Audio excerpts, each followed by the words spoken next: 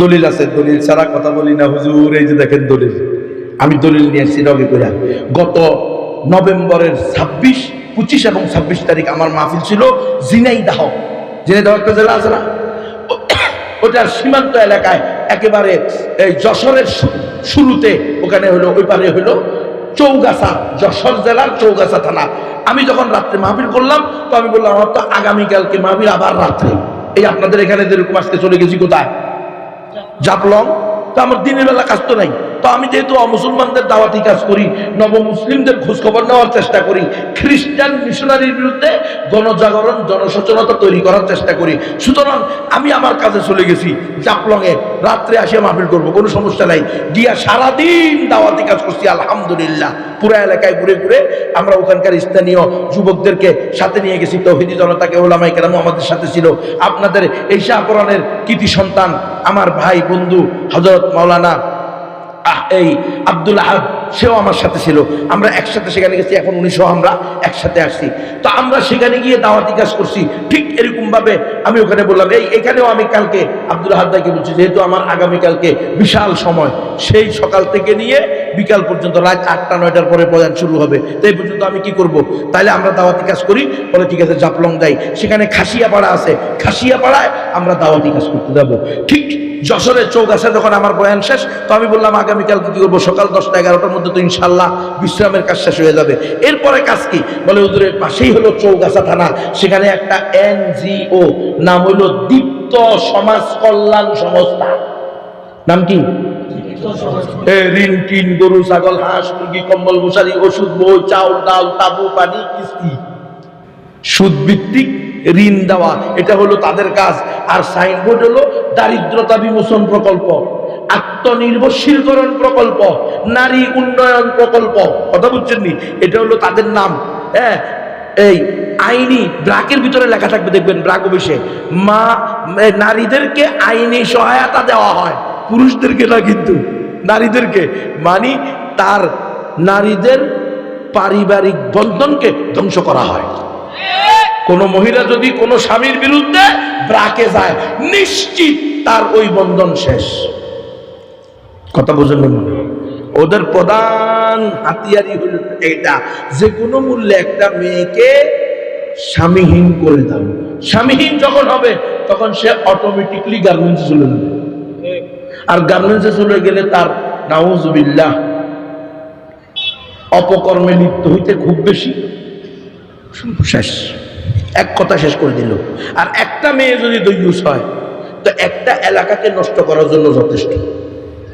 একটা মা যদি দৈয়ুস হয় তো একটা জাতি নষ্ট হওয়ার জন্য যথেষ্ট।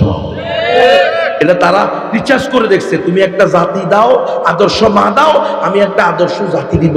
সুতরাং তুমি একটা নষ্ট মা দাও, আমি একটা নষ্ট গোষ্ঠী তৈরি করি। এটা প্ল্যান করে তারা ডিম টিন, গরু ছাগল হাঁস মুরগি যা কিছু দেয়, শর্ত হলো মহিলা ছাড়া দিবে না। জানেন এটা? খবর নিবেন। NGO-দের কোনো সুযোগ সুবিধা আপনি মহিলা ছাড়া নিতে পারবেন না। এটাই হলো আল্লাহর ঘোষণা, ওয়ালান তারযা আনকাল ইয়াহুদু ওয়ালান নাসারা হাত্তা তাত্তাবিয়া মিল্লাতাহুম। এই আমার বান্দারা ভালো করে শোনো, এদের মুখরোচক দৃষ্টিনন্দন স্লোগান, মিছিল, লিফলেট, হ্যান্ডবেল আর সাইনবোর্ড দেখে ধোঁকা খাইও না। কাফের মুশরিকেরা যতই গরু ছাগল হাঁস মুরগি, গাছের ছাড়া মুরগির বাচ্চা যতই দেখ, এরা কোশ্চিনকালেও তোমাদের উপরে সন্তুষ্ট হবে না যতদিন না তোমরা তাদের ধর্ম গ্রহণ করো। তাইলে মা চাষিদেরকে কেন নিয়ে যায়? রিক্সা চালায় আমি, ভ্যান চালায় আমি, অটো চালায় আমি, আমাকে পছন্দ হয় না। আমার মা চাষি বউকে কেন পছন্দ হয়? কারণ এটা হলো তাদের টার্গেট। এই দেশের মায়েরা দিনদার, মুত্তাকি, ফরজগার, আল্লাহওয়ালি, নামাজি। মা যদি পর্দাওয়ালি হয়, আল্লাহওয়ালি হয়, নামাজি হয়, দিনদার হয়, স্বামীর আনুগত্যশীলা হয়, তাহলে ওই মায়ের গর্ভে শাহজালাল জন্ম হবে, শাহফরান জন্ম হবে, খাজা মাকবুল জন্ম হবে, মুনিউদ্দিন চিশতি জন্ম হবে, বাবা আদম শহীদ জন্ম হবে, সৈয়দ আলী হামদানি জন্ম হবে, কেরামত আলী জুলপুরি জন্ম হবে, শাহ আমানত জন্ম হবে, আল্লামা শাহ আহমদ শফি জন্ম হবে, আল্লামা শাহ জুনায়েদ বাবুনগরী জন্ম হবে, আল্লামা শাহ মুহিবুল্লাহ বাবুনগরী জন্ম হবে, আল্লামা হরিপুরের আল্লাহর ওলি শেখ আব্দুল্লাহ জন্ম হবে। একজনের ভয়ে তাগুত পালাইতে থাকবে। এই জন্য তাদের টার্গেট হলো যে কোনো মূল্যে মুসলিম নারীদের মাদেরকে দৈয়ুস বানায় দাও, এদেরকে ঘর থেকে বের করে আনো।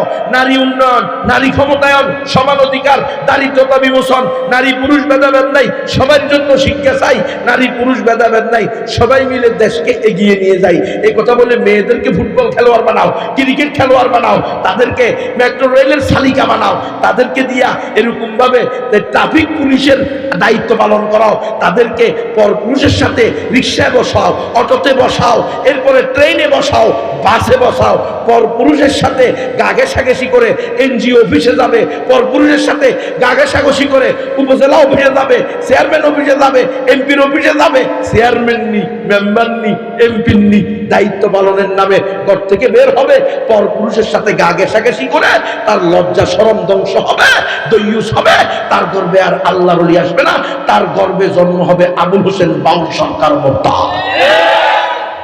এটা হলো তাদের সুদূর প্রসারী পরিকল্পনা। খবরদার মুসলমান, না খেয়ে মারা যাইতে প্রস্তুত, মাগার নিজের স্ত্রীকে এনজিওর কাছে পাঠাইতে রাজি না, এমন মুসলমান হতে হবে। এই এনজিওদের মধ্যে একটার নাম হলো দীপ্ত সমাজ কল্যাণ সংস্থা। আমাকে এই ঝিনাইদহের ওলামায়ে কেরাম বলল, শেখ আমাদের পাশেই চৌগাছা, এখানে দীপ্ত সমাজ কল্যাণ সংস্থা নামে একটা এনজিও, 12 থেকে 13 জন যুবক যুবতী, তরুণ তরুণী, কপত কপতি, কিশোর কিশোরীকে পিকনিকের নামে এই চৌগাছা থেকে গাজীপুর নিয়ে গেছে, যশোর থেকে গাজীপুর নিয়ে গেছে, নিয়ে গিয়ে খ্রিস্টানদের গির্জা, এই যে আপনাদের বিশপ ভবনের মতো এই গির্জা, বিশপ ভবন আছে না দাসপাড়া, এটা কোন দিকে? এদিকে না এদিকে? দাসপাড়া এই বরাবর, এই কুনিরচর পরগনা বাজার, এখানে দেখবেন আপনারা, খেয়াল করবেন, বিশাল দৃষ্টিনন্দন গির্জা বানাইছে। 50 লক্ষ কোটি টাকা খরচ করেছে শুধু গির্জার মধ্যে। 50 কোটি টাকা দেখলে আপনি হাগরে দেখবেন আধা ঘন্টা। হ্যাঁ, গিয়ে দেখেন, চোখ লাগে, প্রথম দেখলে চোখ লেগে থাকবে, কি এটা কি এত সুন্দর করে বানাইছে। এই গির্জার ভিতরে নিয়ে কোথায়? গাজীপুরের, সেখানে বিশেষ বাক্য পাঠ করাইয়া, বিশেষ পানিতে গোসল করাইয়া, বিশেষ কিতাব হাতে দিয়া খ্রিস্টান বানাইছে। যখন এরা এলাকায় গিয়ে এটা বলছে, এটা ভাইরাল হয়ে গেছে। ATN বাংলা নিউজ একটা আছে না, এরা এটা কি করছে, 8.5 মিনিটের সংবাদ প্রচার করে দিছে। আমাকে বললো, হুজুর ওই এলাকায় আমরা যদি, আমি বলি যে নিঃসন্দেহে এখানে শুধু 12-13 জন খ্রিস্টান হয় নাই, এখানে সংখ্যা অনেক বেশি, কারণ 7 দিন চোরের, 1 দিন গৃহস্থের কথা কয় না। আল্লাহ কি প্রথম গুনাহ করলেই ধরে নিবে? আল্লাহ ছাড় দেয়, হ্যাঁ ছাড় দেয়। আল্লাহ কি দেয়? ছাড় দেয়, মাগার ছেড়ে দেয় না। আল্লাহ রসিকতা রাখে। যখন দেখে যে গোলাম বুঝেও বুঝে না, শুনেও শুনে না, আবার মানুষের কাছে বলে হুজুর শয়তানের দোকায় আছি, এটা বুঝার পরেও শয়তানের পিছে পিছে ঘুরে, তখন আল্লাহ রশিটা টান দেয়, ইন্না বাতুশা রাব্বিকা লাশাদীদ। এমন ভাবে ধরা করবে। আমি বললাম যে নিঃসন্দেহে প্রথমবারই ধরা খায় নাই, এরকম অনেক লোক দেশে। চলেন আমরা কালকে সেখানে যাব, ঠিক সকাল 11টায় ওই অফিসে গিয়ে শুনি দীপ্ত সমাজ কল্যাণ সংস্থা একাই 2000-এর বেশি মুসলিম পরিবারকে খ্রিস্টান বানাইছে। অথচ এটা হলো ক্ষুদ্র ঋণ প্রকল্প। যুবক ভালো করে শোনো, পর্দালের মায়েরা, এই দেখো তাদের বই, হিন্দু বৌদ্ধদেরকেও খ্রিস্টান বানায়, মুসলমানদেরকেও খ্রিস্টান বানায়। দেখেন উস্তাদজি, 101টি প্রিয় গল্প কিতাবুল মুকাদ্দাসের আলোকে, ঠিক আছে নি? 101টি প্রিয় গল্প পবিত্র বাইবেলের আলোকে। একই বই, একই ডিজাইন, একই নাম, কিন্তু একটা হলো কিতাবুল মুকাদ্দাসের আলোকে, আর একটা হলো পবিত্র বাইবেলের আলোকে। দেখেন দুইটার ভিতরে 2 রকম। কেন? কারণ পবিত্র বাইবেলের আলোকে যেটা, এটা হলো হিন্দু বৌদ্ধ উপজাতি খাসিয়া শাহবাগানের কুলি, তাদের পরিভাষা দিয়ে লেখা। এটার ভিতরে লিখছে ঈশ্বর ভাববাদী স্বর্গ নরক। ঈশ্বর ভাববাদী স্বর্গ নরক কি আপনাদের খাদিমনগরের মুসলমানেরা ব্যবহার করে? করে না। এই পরিভাষাগুলো ব্যবহার করে খাদিমনগরের ভিতরে শাহবাগানের কুলিরা। আসেনি? ওই ভিতরে শাহবাগান আসেনি? High high high high high, এই শাহবাগানের কুলিরা 100% খ্রিস্টান। খবরদার মুসলমান, এই যে আমাদের পাশে হিন্দুরা, আপনাদের ওইদিকে হিন্দুরা আছে না? হ্যাঁ, এই হিন্দু পাড়ায় খবর নিয়ে দেখেন, অগণিত পরিবার খ্রিস্টান হয়ে গেছে। চা বাগানের কুলিরা প্রায় 100% খ্রিস্টান হয়ে গেছে। ওখানে গিয়ে দেখবেন এই চা বাগান বাগানের ভিতরে, জঙ্গলের ভিতরে, কি সুন্দর গির্জা। ওখানে গিয়ে দেখবেন কি সুন্দর ক্লিনিক, হসপিটাল। ওখানে দিয়ে দেখবেন সব ফ্রি চিকিৎসা দেওয়া হচ্ছে, ফ্রি পড়ালেখা করানো হচ্ছে। যদি গিয়ে দেখেন 9 বছর থেকে নিয়ে 20 বছর পর্যন্ত কোনো ছেলে মেয়ে বাগানে নাই। এরা কোথায়? দেখবেন হয়তো রংপুর, নয়তো দিনাজপুর, নয়তো ঢাকা, নয়তো চট্টগ্রাম, নয়তো খুলনা, নয়তো বরিশাল, বিভিন্ন খ্রিস্টান গির্জায় তাদেরকে স্পন্সর নিয়ে নেওয়া হয়েছে।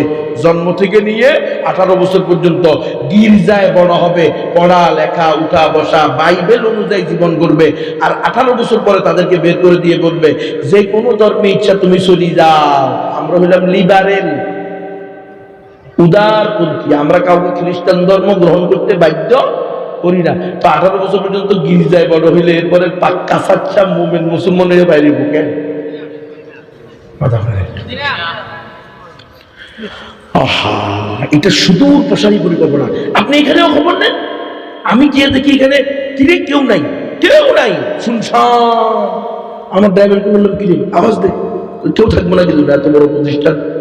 এবারে ঘাস কাটতেছে, একটা লোক আসে মুসলমান দাঁড়িয়ে। হ্যাঁ কয় আপনারা কারা? আমরা মুসলমান। আমরা কারা? তুমি বুঝো না? তুমি মুসলমান নি? কহ আমরা তো মুসলমান। তুমি দেখে বুঝো না আমরা কি? তো কি জন্য আসছি? দেখা করার জন্য। ওনারাও ধর্মগুরু, আমরাও ধর্মগুরু। কিরে গরু গরু মিল আছে না? তো আমরা ওনাদের কাছে আসি, একটু দেখা করবো, খবর দেয়। ওনারা কেউ নাই। দেখেন বলে দিচ্ছে ওনারা কেউ। আমি কই বেটা ওনারা কেউ নাই। ওনারা না থাকলে তুই বিশ্বাস কেমন? কিরে বাড়িওয়ালা না থাকলে বাড়ি এরিয়া দিয়ে তুমি কেমনে? মৃত্যু মানে আমরা তো জাতিগতভাবে মিথ্যে শিখছি। বাঙালি জাতি আস্থা মৃত্যু। এই মুসলমানের মিশে কথা বলার দরকার আছে? একটু পরে দেখি একটার পর একটা আসা শুরু করছে। এবার আমি কিরে তুই বলি কেউ নাই কি না? আসলে ওনারা ঘুমাইছিল। আমি কিন্তু তুই ওইটা না বলতি যে ওনারা ঘুমায়, এখন ওনারা বাহিরে না, এটা না বলে ঘুমাইছে কিসের? ভিতরে গিয়া দেখি সুবহানাল্লাহ, মহিলারা একদিকে, পুরুষরা, মহিলা আর পুরুষ সবাই মিলা, যুবক যুবতী, তরুণ তরুণী, খপতি, নারী আর পুরুষ একসাথে গির্জা সাজাইতেছে। কি ব্যাপার? আগামীকালকে আমাদের যুবকদের, হ্যাঁ ইয়াংদের জন্য কি এই মজার দিবস, ইয়াং দিবস আগামীকালকে। এজন্য গির্জা সাজানো হইতেছে। ছেলে আর মেয়েরা, যুবক যুবতীরা আসবে, তো ওদের একটা অনুষ্ঠান আছে এই জন্য। তখন আমরা আলহামদুলিল্লাহ দাওয়াত দিয়েছি এই গির্জার ভিতরে। এখানে গির্জার ভিতরে ঢুকছি, ঢুকে ওদের সাথে পুরা গির্জা দেখছি। যে দায়িত্বশীল পরিচয় দিচ্ছে তাকে দাওয়াত দিচ্ছি। এবার বললাম যে বড়টা কই? প্রধানটা আসেনি, উনি ঘুমাইছে। আমি কই অসুবিধা কি? কন বলে বড় হুজুর আছে, বড় ধর্মগুরু আছে। আমরাও আমাদের ধর্মের বড় গুরু আলহামদুলিল্লাহ। আমরাও মাওলানা, মুফতি, আমরাও মুফাসসির, ঠিক না? তো আমরা দায়ী, আমরা আসছি, ওনার সাথে একটু কথা বলবো, ডাকেন। তো আর ডাকে নাই, যাক সে ছিল, তাকে দাওয়াত দিছি, কিছু বই দিয়ে আসছি। আমাদের কথা হলো এই লোকগুলোকে আমরা ইসলামের দাওয়াত না দেওয়ার কারণে এখানে গিয়ে দেখি সব খাসিয়া, যতগুলো ভিতরে পাইছি, ছেলে মেয়ে সব খাসিয়া, যুবক যুবতী, তরুণ তরুণী, খপতি। বিয়ে শাদী নিষিদ্ধ, ফাদার আর সিস্টার কিন্তু থাকবে একসাথে। বুঝলি মুসলমান মানে হলো রসমালাইয়ের ডাকনা খুলে দিয়ে বলতেছেন মশামাছি বসা নিষেধ। এটার ভিতরে কি রসমালাই ডাকনা আছে, ডাকনা উল্টে দিয়ে বলতেছেন এই মশামাছি বসিও না। শুনবে মশামাছি? হ্যাঁ, যুবক যুবতী, তরুণ তরুণী, খপতি, সুন্দরী রূপসী মেয়ে আর হাড্ডা গাড্ডা যুবক, হ্যাঁ যৌবনের তাড়নাদার ইয়ে চলতেছে। সে আর এ একসাথে থাকলে সেখানে শয়তানে তো কিছু করবে না, না মানে ওদের আমরা নৈতিকতা শিখাইতে, নৈতিকতা শিখেছি, এজন্য এখানে কিছু করবে না। আল্লাহ আমাদেরকে বুঝার তৌফিক দান করুক। আমি বললাম যে সেখানে আমরা গিয়ে দেখি এই যে পবিত্র বাইবেলের আলোকে এখানে যে খ্রিস্টানগুলো আমরা পাইছি সবগুলো ওই যে খাসিয়া। আমরা বললাম আপনারা কোন জায়গায়? আমরা সুনামগঞ্জ বাড়ি। এক একজন এক এক জায়গায় বললো, ছেলে মেয়ে সবাই। তো ওদের জন্য হলো পবিত্র বাইবেলের আলোকে, কারণ এটার পরিভাষা হলো ঈশ্বর বাপবাদী, স্বর্গ নরক। এই দেখেন আমি আপনাদেরকে দেখাইতেছি, এই যে লেখছে দেখেন, এই যে ঈশ্বর সুন্দর একটি পৃথিবী সৃষ্টি করেছেন, ঈশ্বর ব্যবহার করছে। এরপরে লিখছে সুন্দর এদন বাগানে আদম ও হাওয়া, এদন বাগানে আদম হাওয়ার উলঙ্গ ছবি দিয়া, নাউজুবিল্লাহি মিন যালিক। এরপরে লিখছে দেখেন আদম হাওয়ার উলঙ্গ ছবি দিয়া অবাধ্যতার কারণে আদম ও হাওয়াকে সুন্দর এদন বাগান থেকে বের করে দেওয়া হচ্ছে। এরপরে আরো 25 জন নবী রাসূলের মিথ্যা এবং বানোয়াট গল্প কবিতা এখানে লিখছে, যেই 25 জনের নাম সহ আমরা জানি এই 25 জনকে। এরপরে এটার মধ্যে এটা কেন তাহলে ঈশ্বর, আদম, হাওয়া, তারপরে এই যে এগুলা যে লিখছে এগুলা কাদের পরিভাষা? হিন্দু বৌদ্ধদের পরিভাষা। এখন মুসলমানরা তো এটা নিবে না, এই জন্য মুসলমানকে খ্রিস্টান বানানোর জন্য কিতাবুল মুকাদ্দাসের আলোকে, অর্থাৎ বাইবেলের মুসলিম এডিশন হলো কিতাবুল মুকাদ্দাস, ওটার ভিতরে পরিভাষা হলো আল্লাহ, রসুল, জান্নাত, জাহান্নাম। মুসলমানকে খ্রিস্টান বানানোর জন্য এই বাইবেলের মুসলিম এডিশনে দেখা যায় ভিতরে লিখছে আল্লাহ একটি সুন্দর পৃথিবী সৃষ্টি করছেন, এরপরে সুন্দর আদম বাগানে আদম ও হাওয়া, এরপরে অবাধ্যতার কারণে আল্লাহ আদম ও হাওয়াকে এদন বাগান থেকে বের করে দিয়েছেন, আদম বাগান থেকে। তাহলে এখানে আল্লাহ ঈশ্বর, এই আল্লাহ আর হলো হাওয়া, আর ওখানে হলো ঈশ্বর আর হাওয়া। ওটা হলো হিন্দু বৌদ্ধদের পরিভাষা, এটা হলো আমাদের মুসলমানদের পরিভাষা। মুসলমানদেরকে ধোঁকা দেওয়ার জন্য দীপ্ত সমাজ কল্যাণ সংস্থা যে বই ব্যবহার করছে সেটার নাম হলো কিতাবুল মুকাদ্দাস। যে গল্প ব্যবহার করছে ওই গল্পে লেখা হয়েছে কিতাবুল মুকাদ্দাসের আলোকে। আমরা যখন ধরেছি তখন ওই দীপ্ত সমাজ কল্যাণ সংস্থার প্রধান আমাদের কাছে স্বীকার করছে, জি হুজুর আমি এগুলো বিতরণ করছি। তখন বললাম কেন করলা, এখানে তো খ্রিস্টান বানাইছো তুমি। তখন বললো আমার ভুল হয়ে গেছে। তো ভুল হয়েছে ভালো কথা, তুমি তওবা করো, কালিমা পড়ো। ওই দিন তওবা করছো আমাদের ওলামায়ে কেরামের সামনে, দায়ীদের সামনে, কিন্তু আবার এখান থেকে গিয়া বিভিন্ন হোমরা সোমরা, হবু এমপি, হবু মন্ত্রী, বিভিন্ন মাস্তান দিয়া আমাদের দায়ীদেরকে ফোন দেয়, এই হুজুর ঘটনা কি, আপনি দীপ্ত সমাজ কল্যাণ সংস্থায় বারবার যান কেন? ওরা বিব্রতকর অবস্থায় পড়ে, সেখানে মহিলাদের যাওয়া আসা, আপনি কেন সেখানে যান বারবার? ওখানে আর যাবেন না, তাদেরকে বিব্রত করবেন না। এই ফোনটা কে দেয়াইছিল? বোঝেন নাই। এমনকি আপনারা তো আশ্চর্য হবেন, কোন ইসলামী দলের সভাপতিরাও আমাদের দায়ীদেরকে ফোন দিয়ে ধমকাইছে, হুজুর আল্লাহ কোরআনে বলছে লাস্তা আলাইহিম বিমুসাইতির, মাওলানা তো কোরআনের আয়াত দিয়ে কয়, হ্যাঁ আপনি জানকা ওখানে বারবার দেখেন। কারণ কি, আসল কথা হলো ওখানে ডিস্টার্ব মূল না, মূল হলো ওনার 4000 ভোট। কারণ 2000 পরিবার যদি খ্রিস্টান হয়, 2টা করে যদি ভোট হয় তাহলে 4000 ভোট। এই গণতন্ত্র দেখেন মোল্লারেও শিরিকের পক্ষে নিয়ে দাঁড় করেছে। হ্যাঁ আপনি বিশ্বের না হলে ওই এলাকায় খবর না, আমি তো নাম ঠিকানা বললাম, চৌগাছা থানা প্রপারের ঘটনা বলতেছি। জানেন মুসলমান আজকে শুধু গণতন্ত্রের বিরুদ্ধে ওয়াজ করার কারণে অনেক মাদ্রাসাওয়ালারা তাদের ছাত্র ওস্তাদদেরকে আমাদের বয়ান শুনতে নিষেধ করে। কেন? তার মানে কি গণতন্ত্র ইসলাম? আর গণতন্ত্রের মধ্যে গণতন্ত্রের বিরোধিতা করা ইসলামের বিরোধিতা করা? তাহলে আপনারা কি বুঝাইতেছেন? সারা জিন্দেগি আমাদের আকাবির আসলাফরা বললো গণতন্ত্র কুফর, গণতন্ত্র শিরক, গণতন্ত্র দিয়ে ইসলাম প্রতিষ্ঠা হবে না। আমি তো ওই কথাই বলতেছি। তাহলে আমার বিরুদ্ধে কেন মাদ্রাসার ভিতরে আপনি বলতেছেন এদের কথা শোনা যাবে না, এদের বয়ানে যাওয়া যাবে না? তাহলে আপনি গণতন্ত্র করতে করতে করতে করতে আপনি কোন জায়গায় গিয়ে দাঁড়াইছেন? গণতন্ত্রকে কুফর বলেন, শিরিক বলেন, গণতন্ত্র দিয়ে ইসলাম প্রতিষ্ঠা হবে না বলেন। এরপরে আপনার ধারণা অনুযায়ী, আপনার ইজতিহাদ অনুযায়ী, যেহেতু আর কোনো রাস্তা নাই, আপনি মনে করতেছেন এটা দিয়েই ক্ষমতা দেবেন, যান। মাগার এই কথা বলিয়েন না যে গণতন্ত্র ইসলামে আছে, গণতন্ত্রকে ইসলাম সমর্থন করে। নাউজুবিল্লাহ। কয় যে আমাদের মশওয়ারা সিস্টেম আছে না, শুরা সিস্টেম, গণতন্ত্র তো জনগণের রায় নেয়। আরে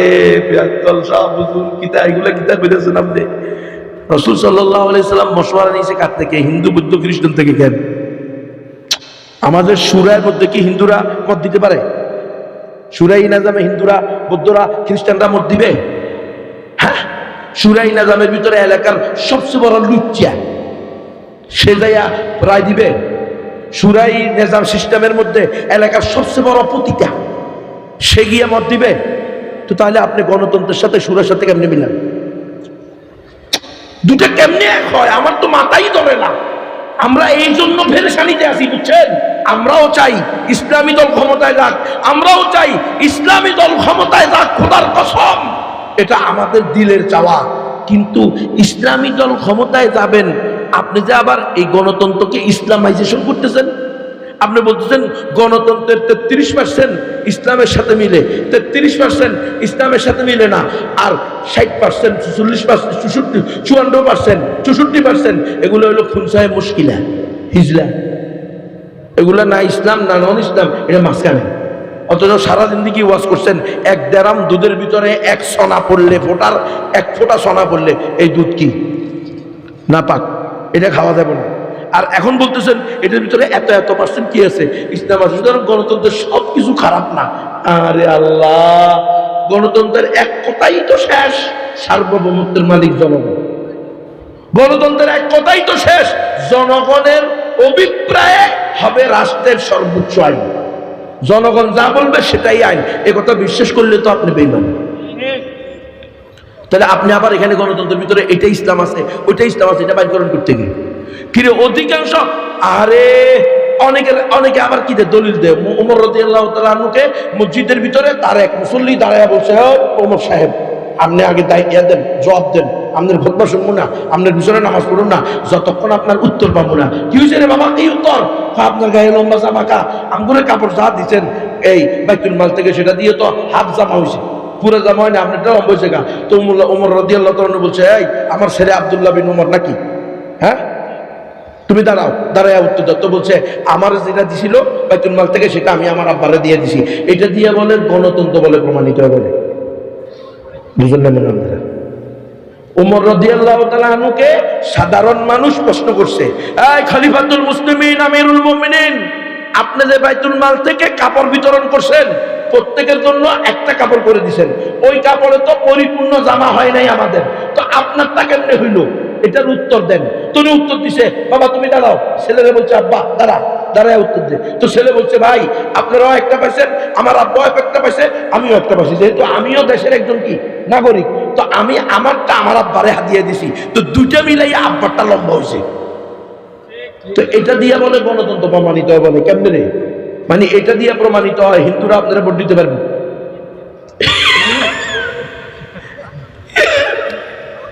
কিয়াসমাল ফারেক উস্তাদ জি, আমার উস্তাদ আছে এখানে, উস্তাদের কাছে পড়ালেখা করছি আলহামদুলিল্লাহ, উস্তাদ জিও আছে। আল্লাহ আল্লাহ আল্লাহ আল্লাহ আল্লাহ, এটাকে বলা হয় কিয়াসমাল ফারেক, অর্থাৎ যার সাথে কি করা হইতেছে, তুলনা করা হইতেছে, মিলানো হইতেছে, একটার সাথে একটার কোনো সম্পর্ক নাই।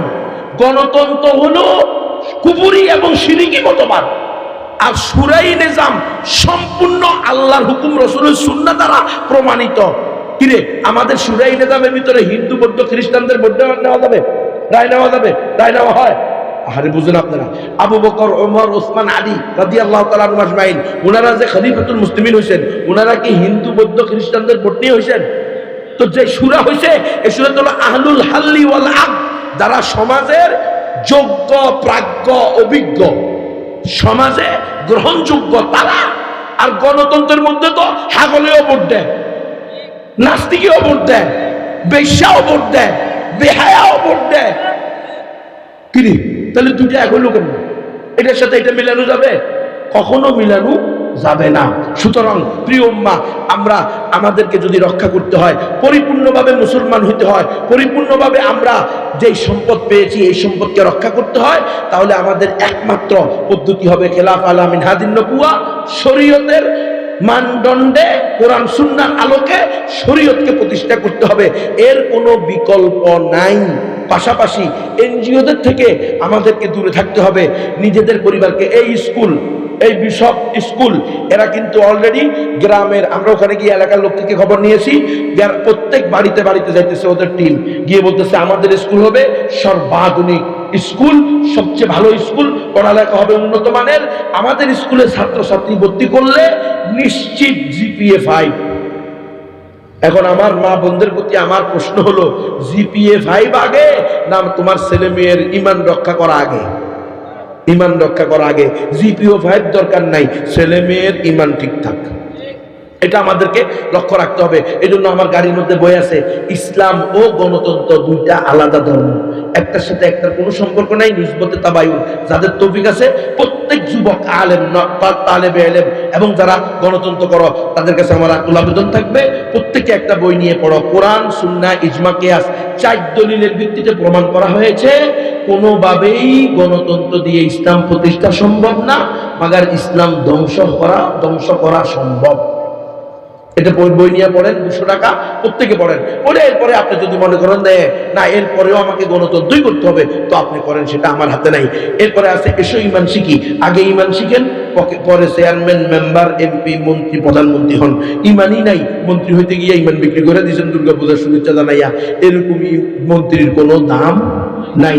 সাহাবায়ে কেরাম বলছেন তাআল্লামনাল ঈমান সুম্মা তাআল্লামনাল কুরআন, আমরা আগে ঈমান শিখছি পরে কোরআন শিখছি। এজন্য আমরা ঈমানের হালকা করি, দরসুল আকায়েদ করি, দরসুল ঈমান করি, দরসুল কুরআন করি, দরসুল হাদিস করি, ঘরে ঘরে, বাড়িতে বাড়িতে, মসজিদে মসজিদে, তারপরে মহল্লায় মহল্লায়, স্কুলে কলেজে ভার্সিটিতে, ছেলেদের আলাদা মেয়েদের আলাদা, এরকম তালিমের হালকা, ঈমানের হালকা করে নিজেদের মধ্যে আলোচনা করি। আরেকটা বই আছে পার্শ্ববিদ্যে পাশ্চাত্য ইসলাম বিরোধী ষড়যন্ত্র, এই বইটাও আমরা নিই। আরো একটা বই সবচেয়ে বেশি গুরুত্বপূর্ণ, অমুসলিমকে দাওয়াত দেওয়ার জন্য, আপনার খিদমতে আপনার আমানত, একটা বই মাত্র 20 টাকা। লক্ষ লক্ষ হিন্দু এই বইটা পড়ে মুসলমান হয়েছে। আপনাদের অনেকের হিন্দু পরিচিত আছে না নাই? প্রায় প্রত্যেকেরই 1-2 জন হিন্দু পরিচিত আছে। কমাস কম চুল কাটান যার কাছে, জুতা সেলাই করেন তাকে দিয়ে, আছে না নাই? বাজারে মুচির দোকান আছে না নাই? লন্ডির দোকান আছে না নাই? আছে। তাদেরকে অন্তত এই দাওয়াতটা দেন। এই বইটা দিলে আশা করা যায় ইনশাআল্লাহ লক্ষ লক্ষ হিন্দু বৌদ্ধ মুসলমান হয়েছে শুধু এই বইটা পড়ে। আপনারা এই বইটা নিয়ে যান, নিজেরা 3বার 5বার 7বার পড়েন, এরপরে আপনার সবচেয়ে কাছের অমুসলিমটাকে আপনি হাদিয়া দেন, নাও দাদা এটা তোমার জন্য লেখা, তুমি আমার কাছে একটা হক পাইবা, আমানত, এই দাওয়াত তোমাকে দাও, আমার দায়িত্ব। পর্দা আলের মায়েরা, এনজিওদের কাছে যাবেন না। এনজিওরা আপনাদের আমাদের বন্ধু না, এরা আমাদের শত্রু। রব্বুল আলামিনের ঘোষণা, ইয়া আইয়ুহাল্লাযীনা আমানু লা তাত্তাখিযুল ইয়াহুদা ওয়ান নাসারা আউলিয়া বা'যুহুম আউলিয়াউ বা'দ। এই মুমিন মুমিনারা, মুসলিমারা যারা আমার উপরে বিশ্বাস করো, আখিরাতের উপরে বিশ্বাস করো, তোমরা এই ইহুদি খ্রিস্টানদিকে তোমাদের বন্ধু মনে করিও না। তারা একে অপরের বন্ধু, তারা তোমাদের কল্যাণে আসে নাই, তোমাদেরকে ধ্বংস করার জন্য আসে। মুসলিম নারী যদি পর্দা না করে, মুসলিম নারী যদি স্বামীর অনুসরণ না করে, মুসলিম নারী যদি আল্লাহ হুকুম রাসূলের সুন্নাহকে আঁকড়িয়ে না ধরে, বরং মেট্রো রেল চালক হয় আর ক্রিকেট খেলোয়াড় হয়, নিশ্চিত জাহান্নামে। কথা বলেন, একটা কথা বলেন, কি আপনারা কি নিজের বউরে চেয়ারম্যান নি বানাইতে রাজি নাকি? মেম্বার নি বানাইবেন না? ফুটবল খেলোয়াড় না ক্রিকেট খেলোয়াড়? খবরদার, এই কাজ করা যাবে না। বউকে দিয়ে চাকরিও করাবেন। আপনি চাকরি করেন, আপনি রিক্সা চালান, আপনি ভ্যান চালান, আপনি অটো চালান, আপনি দিন মজুরি করেন, আপনি মাথার গাম পায়ে ফেলে টাকা রুজি করবেন, বোর রিজিকের ব্যবস্থা আল্লাহ আপনাকে দিয়ে করাবে।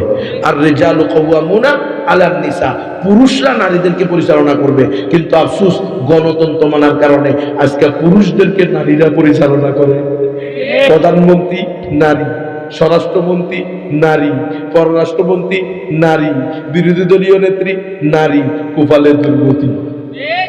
অথচ রাসূলের হাদিস, যখন তোমাদের মুআমালা, তোমাদের কাজ কারবার গুলো তোমাদের নারীদের উপরে ন্যস্ত করা হবে। এই ভালো করে শোনো মুসলমান, রাসূলুল্লাহ সাল্লাল্লাহু আলাইহি ওয়াসাল্লামের হাদিস, এই আমার উম্মত, যখন দেখবা তোমাদের কাজগুলো, তোমাদের মুআমালাগুলো নারীদের উপরে নষ্ট হইতেছে, তখন মনে করবা তোমাদের জন্য মাটির পিঠ থেকে মাটির পেট উত্তম, অর্থাৎ বেঁচে থাকার চেয়ে মরে যাওয়া উত্তম।